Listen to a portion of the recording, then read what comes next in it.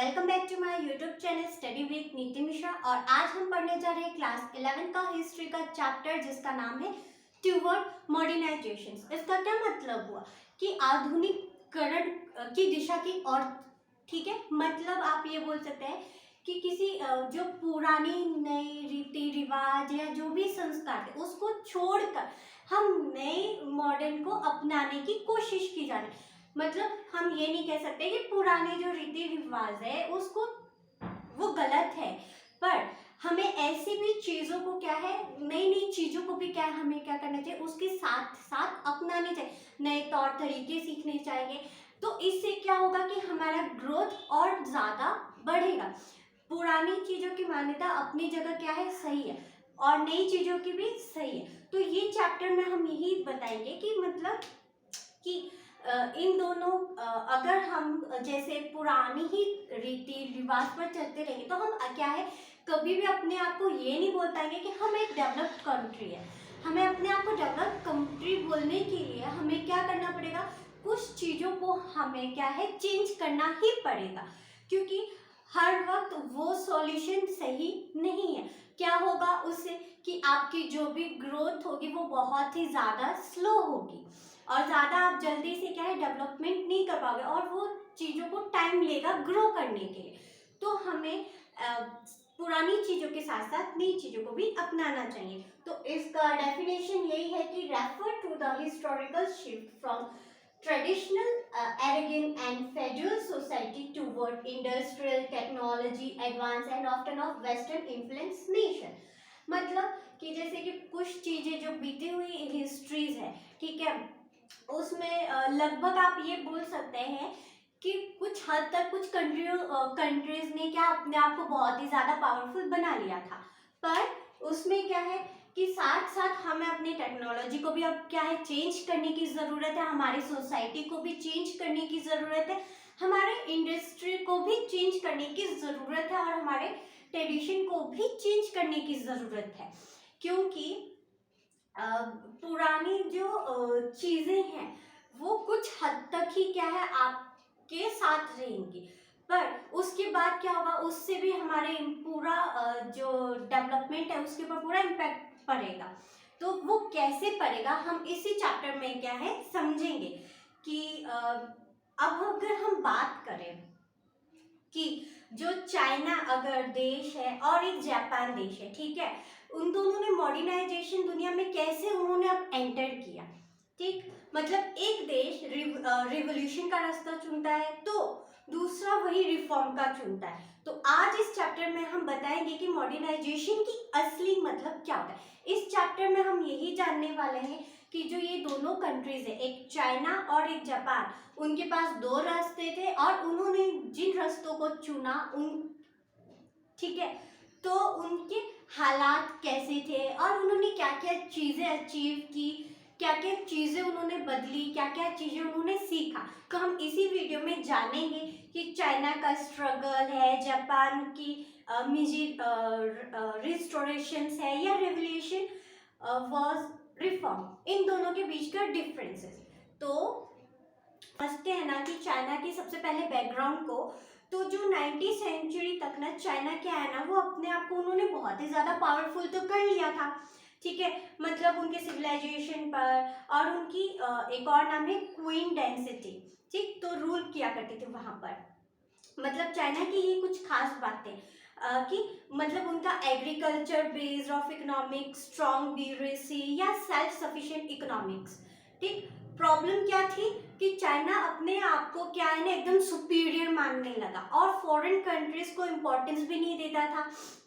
इसी वजह से जो मॉडर्नाइजेशन थी ना वहाँ पे क्या हो गई, स्लो हो गई। मतलब चाइना ने ना, देखो, पहले तो उसने अपने आप को क्या है 19th सेंचुरी में तक तो बहुत ही ज़्यादा पावरफुल कर लिया, तो ये बात तो अच्छी है, पर क्या है कि उन्होंने क्या क्या चीज़ें की। जब हम ना अपने आप को जब ज़्यादा ही पावरफुल समझने लगते हैं ना, तो कुछ टाइम के बाद ऐसा होता है ना कि हम किसी को क्या करते हैं, इम्पोर्टेंस नहीं देते या किसी की हम कदर नहीं करते।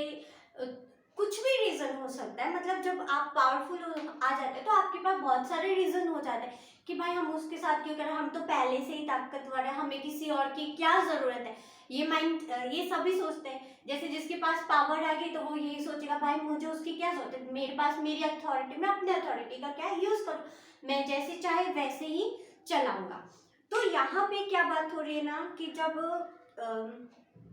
चाइना में सब कुछ सही था, पर क्योंकि अगर आप किसी को कंट्रीज की क्या इम्पोर्टेंस नहीं दोगे तो आपकी जो मॉडर्नाइजेशन है जाहिर सी बात है स्लो हो जाएगी। अगर आपका किसी एक के साथ रिलेशन खराब होता है तो जो चीज़ उनके पास है, ठीक है, जो चीज़ उन्होंने नई चीज़ें सीखी है, तो सामने वाला बंदा क्या है वो भी आपको के साथ शेयर करेगा, भाई मैंने ऐसा किया, मैंने ये चीज़ें की, यहाँ पे ऐसे डेवलपमेंट। तो आप भी सोचोगे ना यार हाँ हमें भी अपने आप को क्या है इस जगह पे, वो कोई भी सेक्टर हो सकता है, चाहे वो आपका एग्रीकल्चर सेक्टर हो सकता है, सोसाइटी हो सकती है, इंडस्ट्रियल सेक्टर हो सकता है, कोई भी सेक्टर हो सकता है, मतलब हमें उसमें क्या है चेंज करने की जरूरत है। और अगर हम वो चीज़ चेंज करेंगे तो आप देखोगे कि धीरे धीरे क्या उसमें ग्रोथ होने लगती है, मतलब आप एकदम ग्रो करने लगता है। और वही चीज़ अगर आप नहीं करोगे और आप किसी के साथ सपोर्ट नहीं करोगे तो क्या है कि आपका डेवलपमेंट क्या हो जाएगा, स्लो हो जाएगा। ठीक, अब हम अगर बात करें यहाँ पे क्वीन डेंसिटी की, मतलब जो चाइना पर जो क्वीन डेंसिटी जो रूल किया करती थी ना, क्या प्रॉब्लम थी, conservative policy, foreign trade controls या टेक्नोलॉजी में स्लो प्रोग्रेस। अब क्या है ना उसमें कि बहुत सारी पॉलिसीज वगैरह है, बहुत सी चीज़ें हैं जो क्या है वो धीरे धीरे स्लो होने लगी। मतलब उनका जो ट्रेड था वो भी, जो वो चाहती थी कि फॉरेन ट्रेड उन पे ही कंट्रोल है, वो भी उनके पास नहीं रहा। टेक्नोलॉजी में भी मतलब वो क्या हो गए, फिर हर चीज़ में वो पीछे पीछे क्या हो गए, स्लो हो गए। ठीक, अगर हम बात करें ऑप्टिनियन वॉर की, जो कि 1839 पर हुआ था, ऑप्टिनियन वॉर,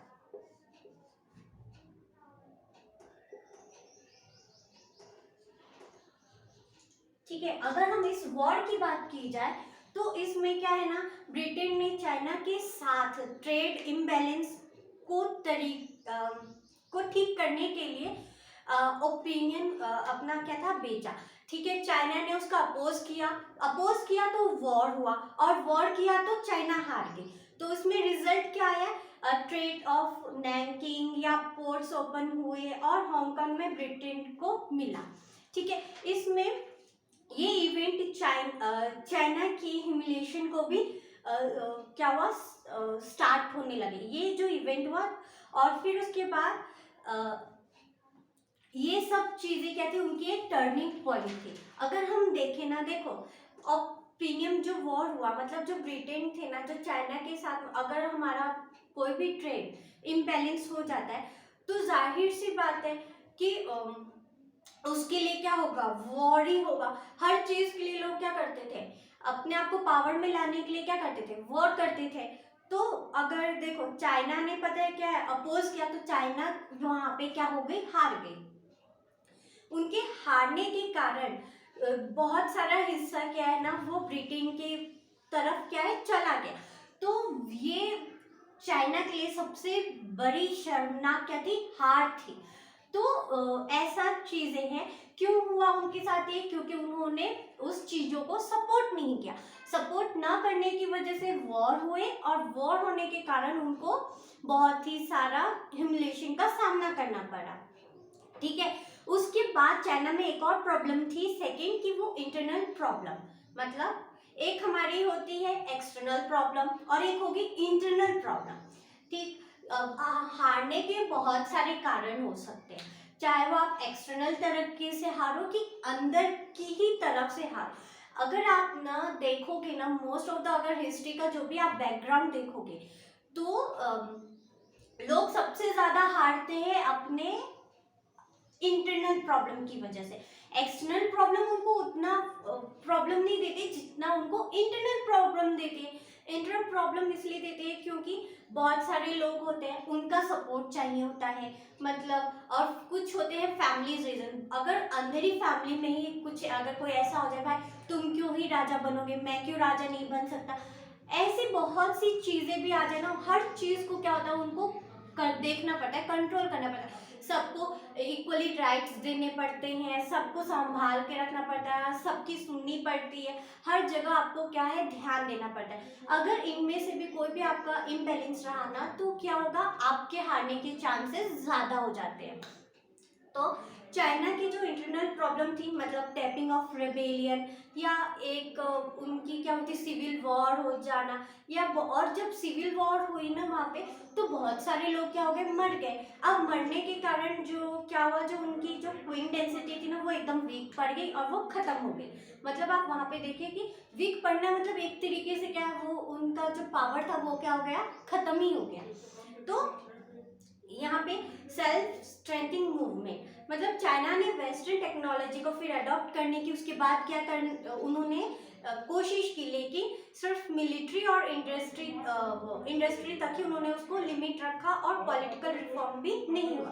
देखो उन्होंने टेक्नोलॉजी को क्या है अडॉप्ट करने की कोशिश की, पर उन्होंने सिर्फ कहाँ तक ही रखा, सिर्फ आपकी मिलिट्री और इंडस्ट्री तक। तो ये भी क्या है, प्रॉब्लम हुई। ठीक, अब हम बात करेंगे चाइना की रिवॉल्यूशन के बारे में।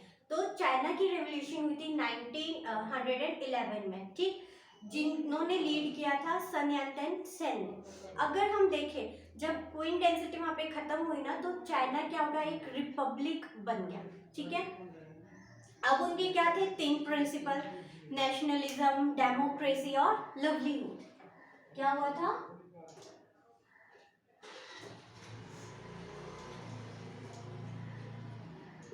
नेशनलिज्म,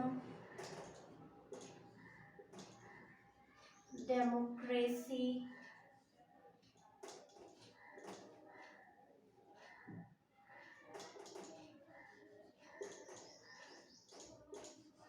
और लिवलीहुड।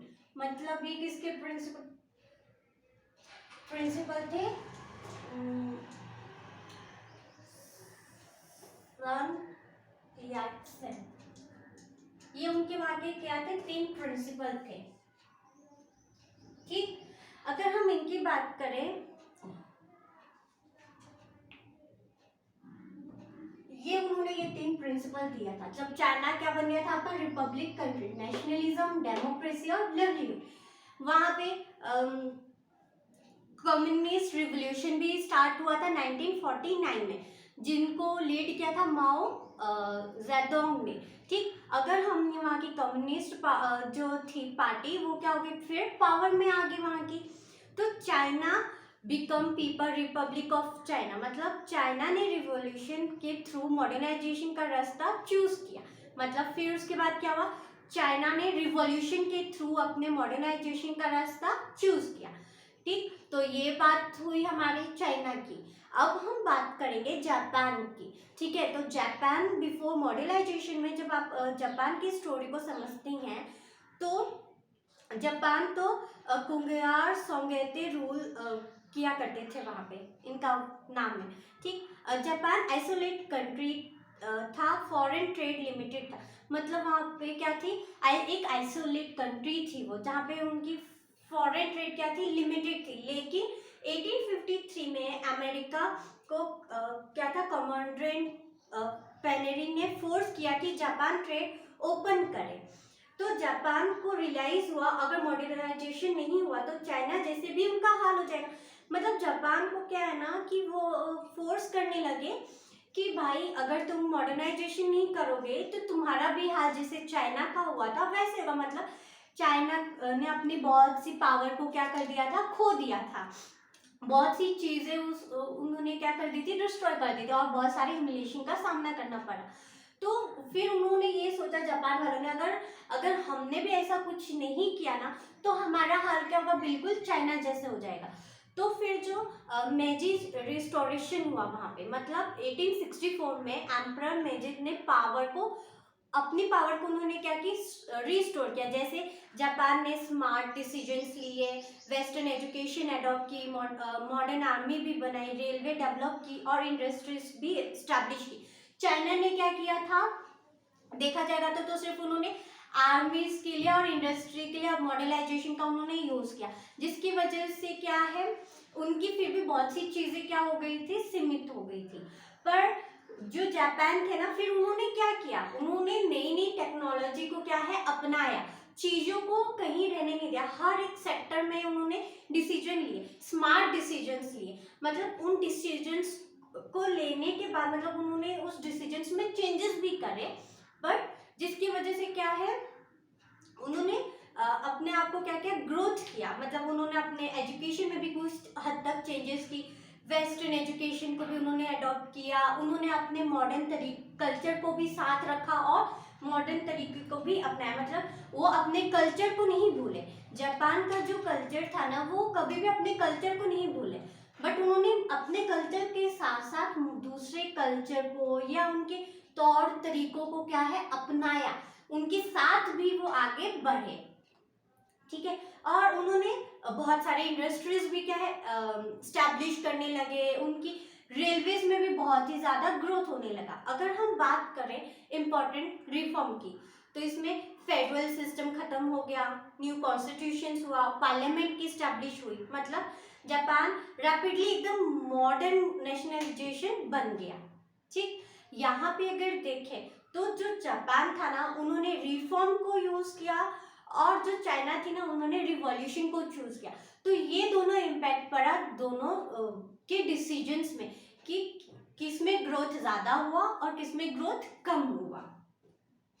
ठीक, तो अगर हम देखें यहाँ पे चाइना और जापान में, तो चाइना ने रिवॉल्यूशन किया तो जापान ने रिफॉर्म किया। दूसरी ओर चाइना के अंदर इंटरनल कॉन्फ्लिक्ट ज़्यादा थी, मतलब उनके अंदर इंटरनल प्रॉब्लम ज़्यादा थी। पर वहीं जापान में देखेंगे तो वो एकदम स्ट्रॉन्ग लीडरशिप थी वहाँ पे।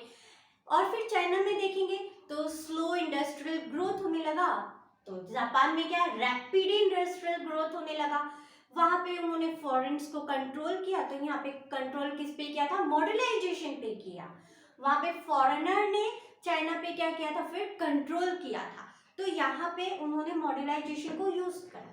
तो आज के लिए इतना काफ़ी है। आई होप आपको ये चैप्टर समझ आया होगा। अगर कोई दिक्कत है तो प्लीज़ आप मुझे कमेंट करके ज़रूर बताइएगा। प्लीज़ इस वीडियो को लाइक, शेयर एंड सब्सक्राइब ज़रूर कीजिएगा। So thank you so much.